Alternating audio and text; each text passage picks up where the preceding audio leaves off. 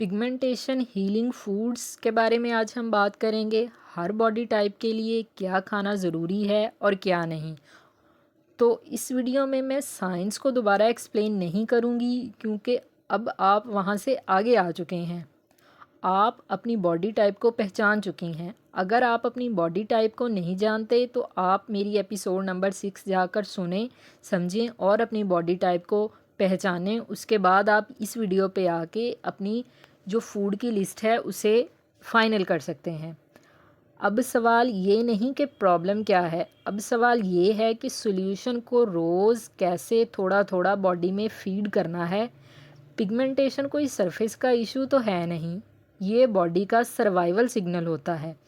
और सर्वाइवल को सबसे ज़्यादा जो चीज़ इफ़ेक्ट करती है वो है रोज़ का खाना। मैं ये वीडियो इसलिए बना रही हूँ क्योंकि ये मेरी अपनी कहानी का टर्निंग पॉइंट था, जहाँ मैंने क्रीम्स और ट्रेंड्स जो कि यूट्यूब पे और टिकटॉक पे बताए जाते हैं उनको छोड़कर बायोलॉजी को समझना स्टार्ट किया। अगर आपने पहले भी सब कुछ ट्राई किया है तो कमेंट में मैं रेडी हूँ लिखें। हर क्लीन फूड हीलिंग फूड नहीं होती। फंक्शनल न्यूट्रिशन और बायोकेमिस्ट्री की बुक जैसे कि बायोकेमिकल इंडिविजुअलिटी और मिनरल बैलेंस पर लिखी रिसर्च ये क्लियर करती है कि फूड का असर कैलोरीज से ज़्यादा हार्मोन्स पर, आपकी बॉडी में जो इंजाइम्स होते हैं उन पर और मिनरल्स पर होता है। बॉडी हर फूड से पहले ये 3 सवाल ज़रूर पूछती है। क्या ये सेफ़ है? क्या ये स्ट्रेस तो नहीं बढ़ा देगी फूड? क्या ये मिनरल्स को बैलेंस करती है? अगर जवाब है नो, तो इसका रिज़ल्ट होगा पिगमेंटेशन और ज़्यादा डार्क हो जाएगी। अब बात करते हैं बॉडी टाइप 1, जिनका लीवर जो होता है वो वीक होता है और डाइजेशन भी उनकी बहुत स्लो होती है। ये वो बॉडी टाइप है जो ज़्यादा नहीं खा सकते और बार बार तो बिल्कुल नहीं खा सकते, क्योंकि उनका डाइजेस्टिव सिस्टम तो पहले ही काफ़ी वीक है। उनको सॉफ्ट केयर चाहिए होती है। लीवर मेटाबॉलिज्म पर लिखी बुक्स हमें बताती हैं कि जब डाइजेशन वीक हो तो प्रोटीन अमोनिया में कन्वर्ट होता है, और अमोनिया वो गैस है जो कि मेलानिन को इनडायरेक्टली बढ़ा देती है और आपको पता तक नहीं चलता। और आप ये सोच रहे होते हैं कि मैं तो हेल्दी खा रही हूँ, फिर भी पिगमेंटेशन बढ़ रही है, और आप होपलेस हो जाते हैं। ये बात बायोलॉजी एंड पाथ बायोलॉजी के नाम से एक बुक है, उसमें लिखी गई है कि आपका जो लीवर है वो अगर बिल्कुल प्रॉपर फंक्शन नहीं कर रहा तो आपको डाइजेशन के इश्यूज हो सकते हैं। इसके लिए आपने क्या करना है, बोन ब्रोथ थोड़ी क्वांटिटी में लेना है। बीफ बोन ब्रोथ को आपने प्रेफर करना है।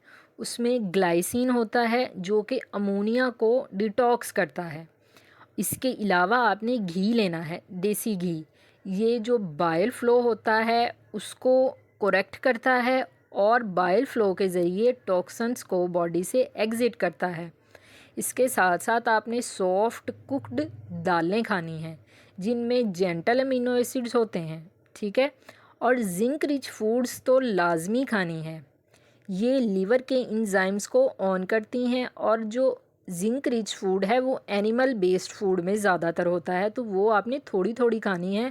अगर आप ज़्यादा लेंगे तो आप उसको डाइजेस्ट नहीं कर पाएंगे, क्योंकि ऑलरेडी आपका डाइजेस्टिव सिस्टम वीक है।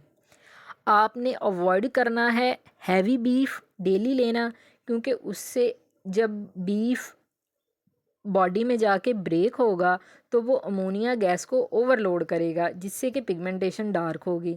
आपने रॉ सैलड को भी अवॉइड करना है, क्योंकि इससे HCl स्ट्रेस जो होता है, हाइड्रोक्लोरिक एसिड का स्ट्रेस, वो बॉडी में बढ़ता है और पिगमेंटेशन डार्क हो जाती है।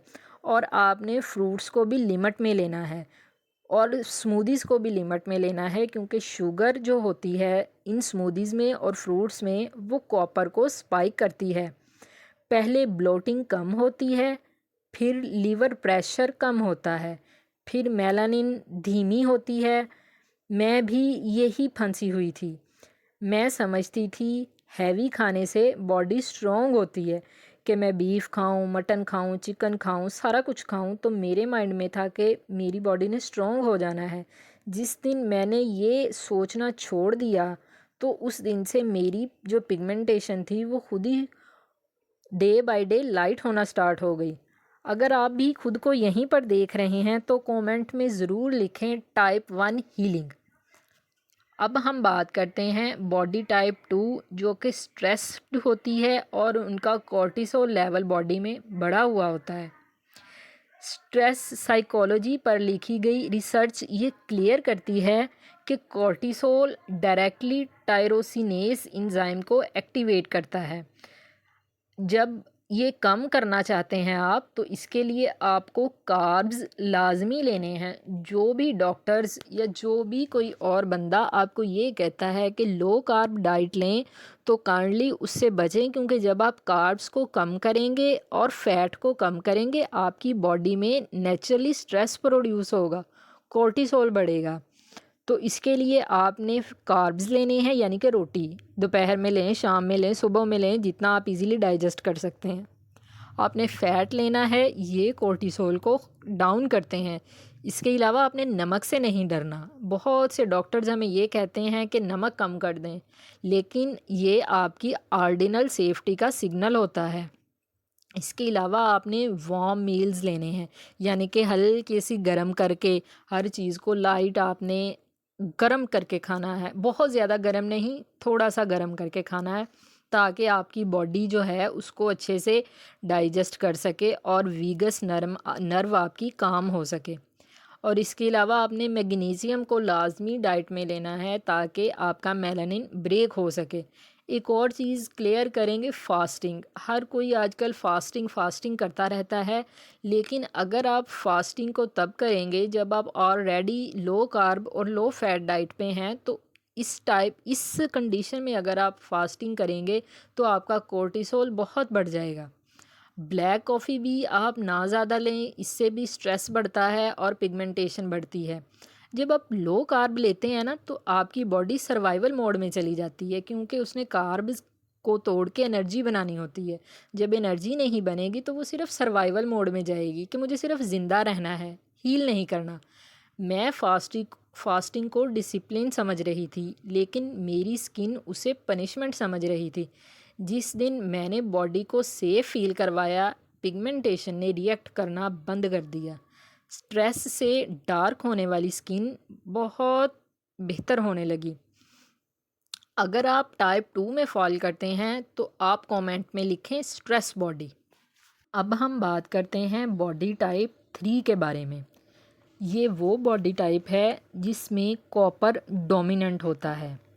मिनरल बैलेंस पर लिखी गई बुक्स ये प्रूव करती हैं कि कॉपर अगर बॉडी में ज़्यादा हो जाए तो वो टायरोसिनेस नाम का एक एंजाइम होता है, उसको एक्टिवेट कर देता है, और जब वो एक्टिवेट होता है तो पिगमेंटेशन बढ़ जाती है। अब कॉपर को बॉडी में क्या चीज़ बैलेंस करती है? वो बैलेंस करता है जिंक। और जिंक, एक बात क्लियर कर ले, प्लांट बेस्ड डाइट में अच्छी क्वांटिटी में नहीं मिलता।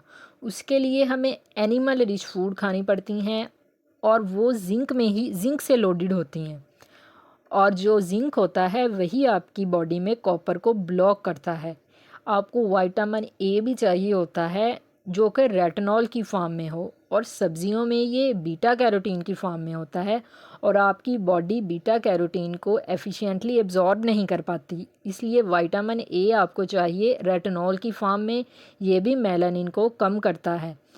ऐसी बॉडी टाइप जिनमें कॉपर ज़्यादा हो वो एक्सेस जो है नट्स और डेट्स और सीड्स, इनको ओवरलोड बॉडी में ना करें, और ना ही ज़्यादा ककाओ पाउडर, जिसकी कि आजकल बड़ी ही एक हाइप क्रिएट हुई है, उससे ख़ुद को बचाएं, क्योंकि ये जो excess seeds, nuts, cacao powder, इस तरह की ये जो चीज़ें होती हैं हमारी बॉडी में कॉपर को एक्सेस कर देती हैं।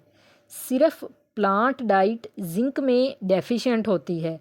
मेरी पिगमेंटेशन स्टबन इसीलिए थी क्योंकि मैं बिल्कुल नहीं जानती थी कि कॉपर को रोज़ ये सीड्स, नट्स, फ्रूट्स, वेजिटेबल्स खा खा के मैं बॉडी में कॉपर को ओवरलोड कर रही थी। अगर पिगमेंटेशन बहुत ज़िद्दी है तो कमेंट में कॉपर टाइप लिखें।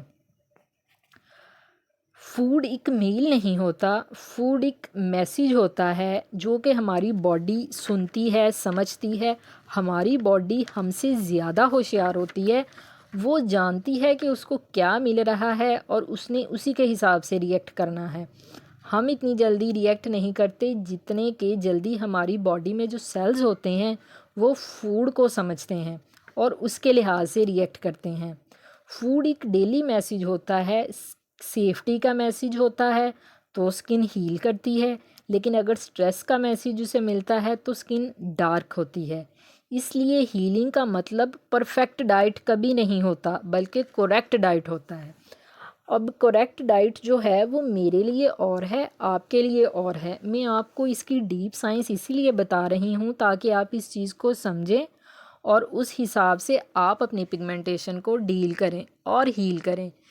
अगर आप ये समझते हैं कि वेजिटेबल्स, फ्रूट्स, नट्स, सीड्स आपकी बॉडी के लिए बेहद ज़रूरी हैं और आपकी बॉडी को अंदर से यही चीज़ें हील करती हैं, तो आप रुक जाएं, इस चीज़ पे एक दफ़ा दोबारा सोचें। क्योंकि बहुत सारे डॉक्टर्स ने, यूट्यूबर्स ने हमारे माइंड में ये बात फीड कर दी है कि अगर आप इन चीज़ों को, प्लांट डाइट को रेगुलर लेंगे तो आप मोटे नहीं होंगे और आपकी स्किन डे बाय डे बेहतर होगी, क्योंकि आप एंटीऑक्सीडेंट्स रिच फूड खा रहे हैं। तो मैं आपको ये हकीकत बताना चाहती हूँ कि फ्रूट्स में, नट्स में, सीड्स में ऑक्सीलेट्स काफ़ी ज़्यादा होते हैं और ऑक्सीलेट्स एक टाइप का पॉइज़न होता है जो कि हम इन फूड्स के ज़रिए स्लो स्लो बॉडी में इंट्रोड्यूस करवाते रहते हैं।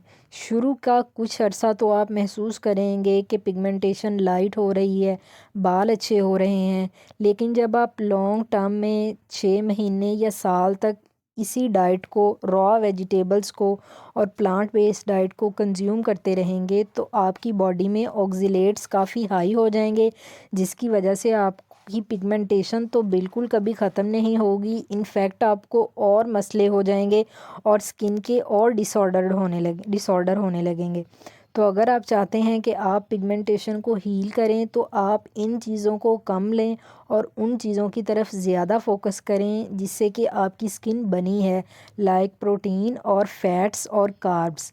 और जो लोग ये कहते हैं कि आप रोटी कम खाएं तो उनकी बातों को आप बिल्कुल सीरियस ना लें, क्योंकि रोटी में कार्ब्स होते हैं और कार्ब्स हमारी एनर्जी के लिए, हमारे हार्मोन्स के लिए और हमारे स्ट्रेस हार्मोन को कम करने के लिए बेहद ज़रूरी होता है। मैं चाहती हूँ कि आप कमेंट में मुझसे बात करें, मुझसे पूछें, क्योंकि मैं चाहती हूँ कि ये सिर्फ़ इंगेजमेंट ना हो बल्कि ये हीलिंग स्पेस है। आप अपना बॉडी टाइप लिखें, कौन सा फूड आपकी पिगमेंटेशन को डार्क करता है, कौन सा फूड उसे रिलीफ़ देता है। आप मुझे कमेंट सेक्शन में ज़रूर बताएं, क्योंकि मैं चाहती हूँ कि हर कोई अपनी पिगमेंटेशन को ठीक करे। क्योंकि अगर मैं अपनी पिगमेंटेशन को जड़ से ख़त्म कर सकती हूँ तो आप भी कर सकती हैं। हर फूड हर इंसान के लिए, हर बॉडी टाइप के लिए काम नहीं करती। बिल्कुल ज़रूरी नहीं है कि अगर मैंने जो फूड से अपनी पिगमेंटेशन को ठीक कर लिया है तो आप भी उसी फूड से ही पिगमेंटेशन को ठीक करेंगे, क्योंकि हर इंसान डिफरेंट है। उसके एंजाइम्स, उसकी हार्मोन्स, हर उसकी बॉडी के अंदर जो बायोकेमिस्ट्री चल रही है वो एक बंदे से दूसरे इंसान की डिफरेंट ही होती है। तो आप कोशिश करें कि बॉडी को क्लीन डाइट देने की बजाय बॉडी को हीलिंग डाइट दें। पिगमेंटेशन का सॉल्यूशन एक फूड लिस्ट नहीं है, बॉडी की केमिस्ट्री को समझना सबसे पहले ज़रूरी है, वरना आप इसी साइकिल में फंसे रहेंगे कि पिगमेंटेशन को कैसे ठीक किया जाए। क्योंकि आप एक चीज़ छोड़ेंगे, दूसरी चीज़ इंट्रोड्यूस करवाएंगे बॉडी में, तो वो बॉडी सिर्फ़ और सिर्फ स्ट्रेस में जाएगी और स्ट्रेस से पिगमेंटेशन बढ़ेगी। अगली वीडियो में हम इंजाइम्स की बात करेंगे कि कौन से इंजाइम्स होते हैं जो कि मेलानिन के स्विच को ऑन कर देते हैं और कौन से इंजाइम्स होते हैं जो कि मेलानिन की प्रोडक्शन को ऑफ कर देते हैं। आप अपनी तरफ से कोशिश कर रहे हैं, अच्छी बात है, लेकिन जब तक आप साइंस से दूर हैं ना, आप पिगमेंटेशन को कभी भी प्रॉपर तरीके से हील नहीं कर सकते। इसलिए कोशिश करें फूड को पहले समझें, उससे भी पहले आप अपनी बॉडी टाइप को समझें, बॉडी की सुने, क्योंकि हमारी बॉडी हमें साइंस देती है कि क्या वो अच्छा महसूस कर रही है या वो नहीं अच्छा महसूस कर रही। तो ये डिपेंड कर रहा होता है उसकी फ़ूड पे। हमारी स्किन वही नज़र आती है जो कि हमने आज से 4-5 मंथ पहले खाया होता है। तो इसलिए कोशिश करें प्रॉपर फैट, प्रॉपर कार्ब्स और प्रॉपर प्रोटीन बॉडी में लेके जाएं। और अगर आपको ये वीडियो अच्छी लगी हो तो अपने जानने वालों के साथ ज़रूर शेयर करें ताकि वो भी अपनी पिगमेंटेशन को आसानी से और समझकर ख़त्म कर सकें। तो जल्दी से वीडियो को लाइक कर दें, शेयर कर दें और सब्सक्राइब भी कर दें। Thank you very much.